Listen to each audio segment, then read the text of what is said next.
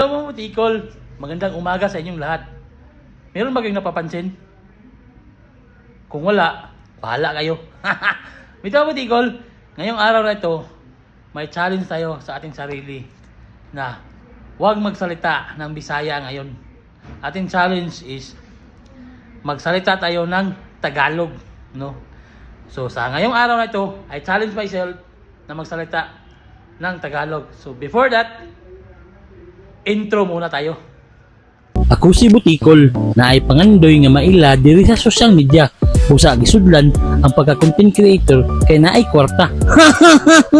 So, kita nimo among lugar Butikol, taga diri ko, Don Carlos. Kung taga Don Carlos ka, please follow, like and share sa akong mga video.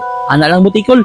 Butikol, challenge myself na magsalita tayo ng Tagalog. So, before that, kape tayo Butikol. Tuwing umaga, magkakape talaga ako mga Butikol.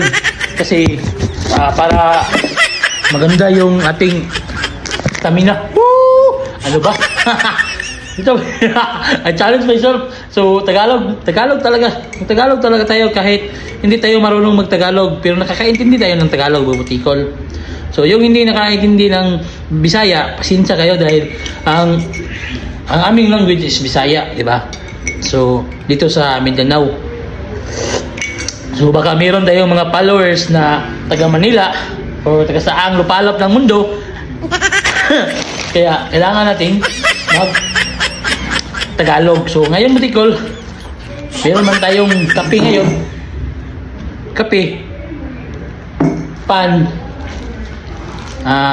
pan mo Tagalog ng pan. Basta yun. At meron tayong tawag ito, peanut butter. Ano bang Tagalog ng peanut butter? Comment mo dyan. Baka hindi ko alam.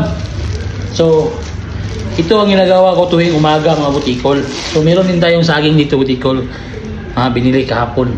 So ito talaga ang ginagawa ko. Natapos na akong nalinis na. Tapos akong naglinis ng opisina namin Butikol.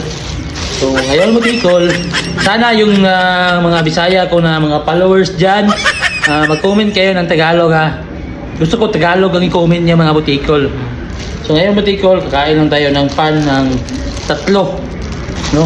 Ano ba Tagalog ng pan? Masaan ko pan. So turuan niyo ako mga Butikol, turuan niyo ako. So kain tayo. So ilalagay natin to sa pan. So yun. Kayo Butikol, yung mga followers ko, marunong ba kayo mag-Tagalog? Kung marunong kayo, mag-comment kayo dyan kung saan pumunta ang mga video kong ito. Kung meron akong followers na Tagalog, mabuti. Siya ang nakakaintindi. Kung meron tayong followers, no? So, this, okay. 3 pan lang kinakain natin Butikol tuwing umaga para kasi mataas ito ng carbohydrate. Ha! So, ditiis ko namang Tagalog, Butikol, ayaw ko magsalita ng Bisaya. So, I try my best to spoken in salita ng Tagalog para maintindihan tayo sa ibang lugar na hindi nakaintindi ng Bisaya.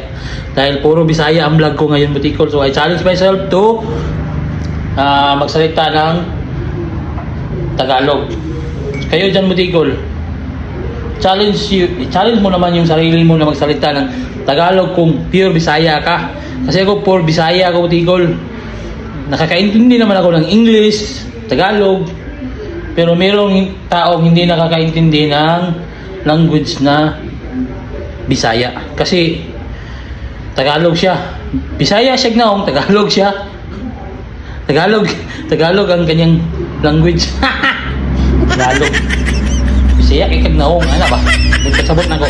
So nagsalita tayo ng Bisaya. I'm done to let's eat this food and with kape. So tapusin ko muna ito mga Butikol ha. Tapos work na tayo.